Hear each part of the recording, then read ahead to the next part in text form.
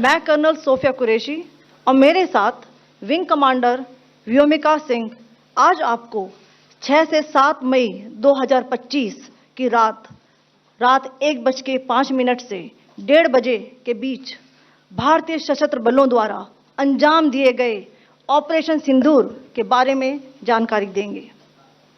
Operation सिंदूर 22 अप्रैल को पहलगाम में हुए विभत्स आतंकवादी हमले के शिकार मासूम नागरिकों व उनके परिवारों को न्याय देने के लिए लॉन्च किया गया था।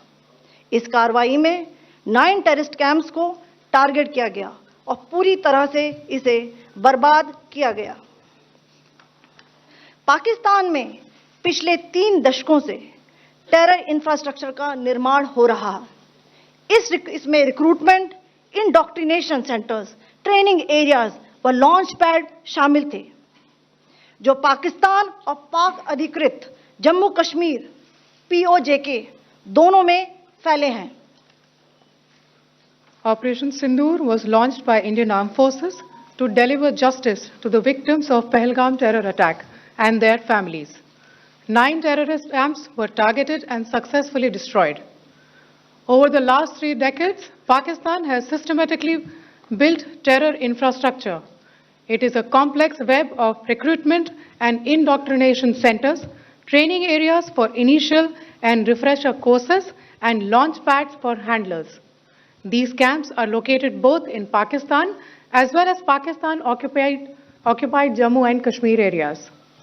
Some of the well-known training camps are located, as you can see on the screen.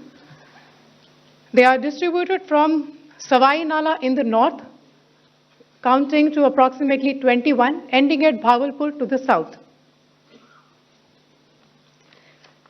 इन लक्ष्यों का चयन विश्वसनीय इंटेलिजेंस सूचनाओं के आधार पर हुआ ताकि आतंक गतिविधियों की रीढ़ तोड़ी जा सके और यह खास ध्यान दिया गया कि निर्दोष नागरिकों और सिविलियन इंस्टॉलेशन को नुकसान न पहुंचे। The selection of these targets for Operation Sindoor was based on credible intelligence inputs and role of these facilities in perpetrating the terror activities. The locations were so selected to avoid damage to civilian infrastructures and loss of any civilian lives. This was done with due diligence, and the camps selected for targeting and their engagement will now be shown to you one by one. POJK के target मैं आपको बताना चाहूंगी। सबसे पहले सवाई नाला camp Muzaffarabad, जो कि POJK के लाइन ऑफ कंट्रोल से 30 किलोमीटर दूर है। यह एक लश्कर तौयबा का ट्रेनिंग सेंटर था। 20 अक्टूबर 2024 सोनमर्ग, 24 अक्टूबर 24 गुलमर्ग, 22 अप्रैल 2025 पहलगाम, इन हमलों के आतंकियों ने यहीं से प्रशिक्षण लिया था। सैयदना बिलाल कैंप मुजफ्फराबाद, यह एक जैश ए मोहम्मद का स्टेजिंग एरिया है। यह हथियार, विस्फोटक और जंगल सर्वाइवल ट्रेनिंग का केंद्र भी था। गुलपुर कैंप कोटली,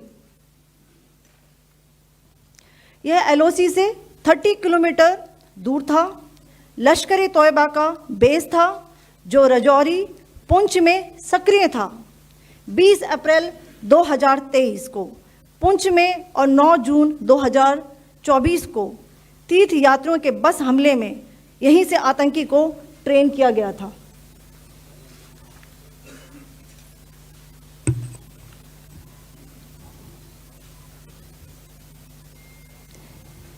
बरनाला कैंप बिम्बर, यह LOC से 9 किलोमीटर दूर है। यहाँ पर हथियार, हैंडलिंग, IED व जंगल सर्वाइवल का प्रशिक्षण केंद्र था। अब्बास कैंप कोटली,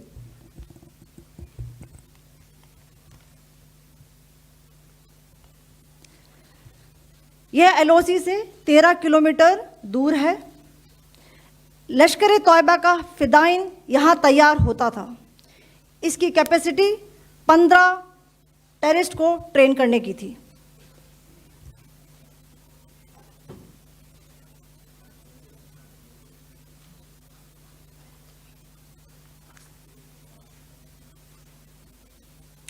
अब मैं पाकिस्तान के अंदर के टारगेट से अवगत कराना चाहूंगी। पहला, सर्जिकल कैंप सियालकोट। यह अंतर्राष्ट्रीय सीमा से 6 किलोमीटर की दूरी पर है, सांबा कठुआ के सामने।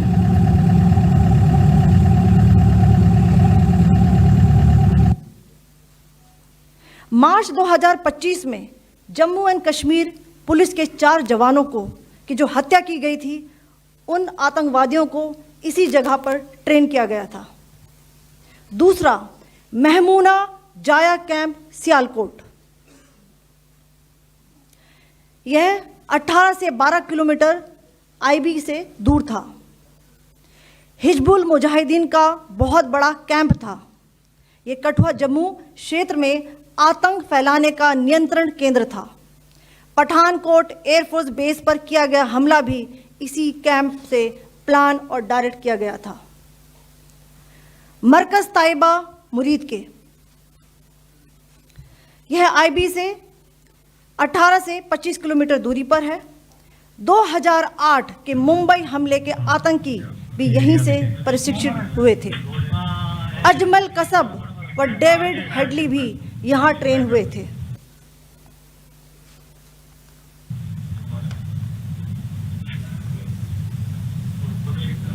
आगे दूसरा आया।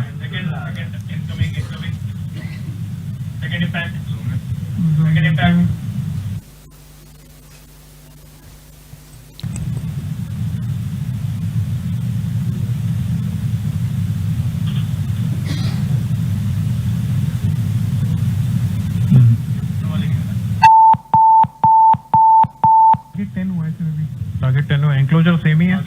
7 it is hit the target. हाँ हाँ।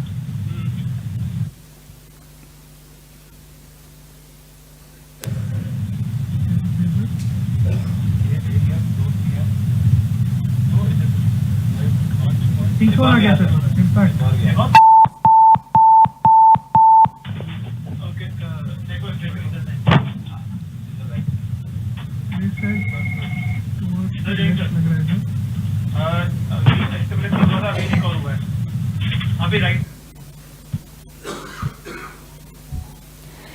मरकज सुभान अल्लाह भावलपुर, यह इंटरनेशनल बाउंड्री से 100 किलोमीटर दूर है।